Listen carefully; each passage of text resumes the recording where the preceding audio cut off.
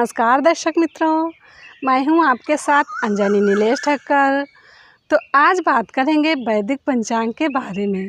वैदिक पंचांग दिनांक 17 नवंबर 2023, दिन शुक्रवार, विक्रम संवत 2080, शक संवत 1945, अयन दक्षिणायन, ऋतु हेमंत ऋतु, मास कार्तिक मास, पक्ष शुक्ल, तिथि चतुर्थी सुबह 11:03 तक, तत्पश्चात पंचमी, नक्षत्र पूर्वाषाढ़ा 18 नवंबर रात्रि 1:17 तक, तत्पश्चात उत्तराषाढ़ा, एक धरती सुबह 7:37 तक, तत्पश्चात शूल, राहु काल सुबह 11 बजे से दोपहर 12:23 तक, सूर्योदय 6:51, सूर्यास्त 17:55, दिशा शूल पश्चिम दिशा में। व्रत पर विवरण: विष्णुपदी वृश्चिक संक्रांति पूर्णकाल सूर्योदय से दोपहर 12:24 तक। विशेष: चतुर्थी को मूली खाने से धन का नाश होता है। ब्रह्मोत्तर ब्रह्मखंड वैदिक पंचांग। वास्तविक लाभ पाने का दिन लाभ पंचमी 18 नवंबर 2023 शनिवार को लाभ पंचमी है। कार्तिक शुक्ल पंचमी लाभ पंचमी कहलाती है। इसे सौभाग्य पंचमी भी कहते हैं।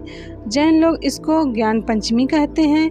व्यापारी लोग अपने धंधे का मुहूर्त आदि लाभ पंचमी को ही करते हैं। लाभ पंचमी के दिन धर्म सम्मत जो भी धंधा शुरू किया जाता है उसमें बहुत बरकत आती है। यह सब तो ठीक है, लेकिन संतों महापुरुषों के मार्गदर्शन अनुसार चलने का निश्चय करके भगवत भक्ति के प्रभाव से काम, क्रोध, लोभ, मोह, अहंकार इन पांचों विकारों के प्रभाव को खत्म करने का दिन है लाभ पंचमी। लाभ पंचमी के 5 अमृतमय वचनों को याद रखो। पहली बात, भगवान हमारे हैं, हम भगवान के हैं, ऐसा मानने से भगवान में प्रीति पैदा होगी।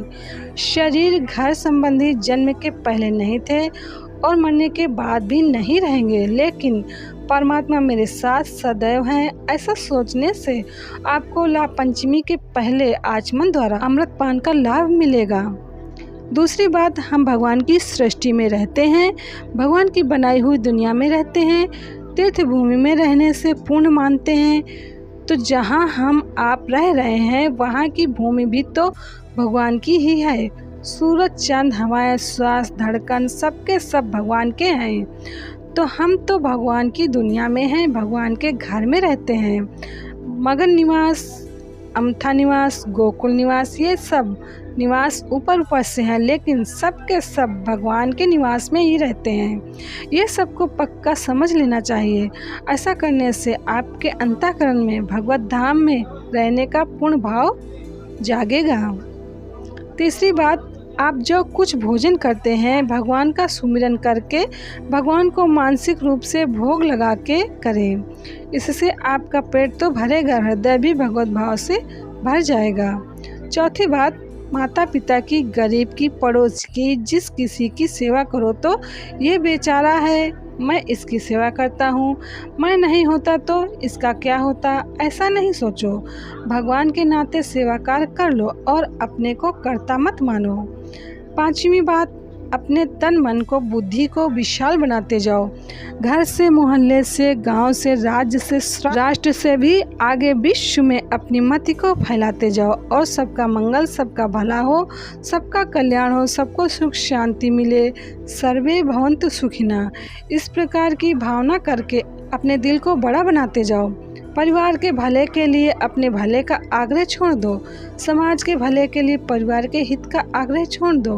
गांव के लिए, पड़ोस का, राज्य के लिए, गांव का, राष्ट्र के लिए, राज्य का, विश्व के लिए, राष्ट्र का मोह छोड़ दो और विश्वेश्वर के साथ एकाकार होकर बदलने वाले विश्व में सत्य बुद्धि तथा उसका आकर्षण और मोह छोड़ दो।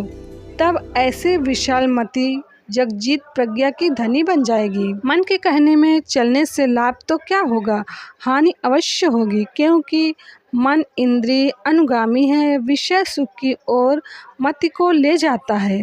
लेकिन मति को मतीश्वर के ध्यान से स्मरण से पुष्ट बनाओगे तो वो परिणाम का विचार करेगी, मन के गलत आकर्षण से सहमत नहीं होगी। इससे मन को विश्रांति मिलेगी, मन भी शुद्ध सात्विक होगा और मति को परमात्मा में प्रतिष्ठित होने का अवसर मिलेगा, परम मंगल हो जाएगा। स्रोत ऋषि प्रसाद। वैदिक पंचांग संपादक अंजनी नीलेश ठक्कर। वैदिक पंचांग प्रकाशित से सूरत शहर गुजरात। वैदिक पंचांग।